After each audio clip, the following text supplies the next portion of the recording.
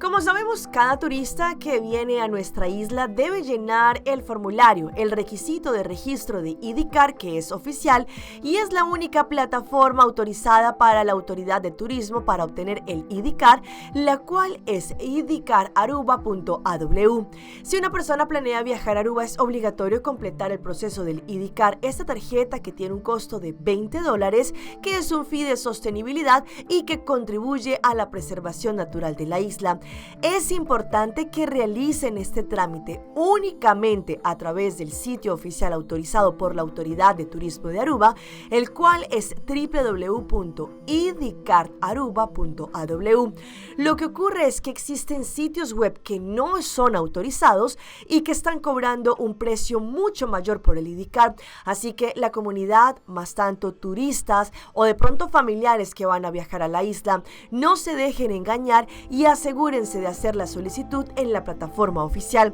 Este tipo de sitios web están cobrando entre $60 y $65 por un trámite que solamente vale $20 por cada turista. El IDICAR es un formulario digital que los visitantes deben completar antes de ingresar a Aruba. Sin embargo, lamentablemente se han dado cuenta que existen páginas como esta, la cual pareciera ser que fuese la oficial, sin embargo no lo son, y al final del día, cuando el turista va a hacer el pago, le cobran cerca de $60-65 por un trámite que solamente la Autoridad de Aruba es la responsable y tiene un costo de $20.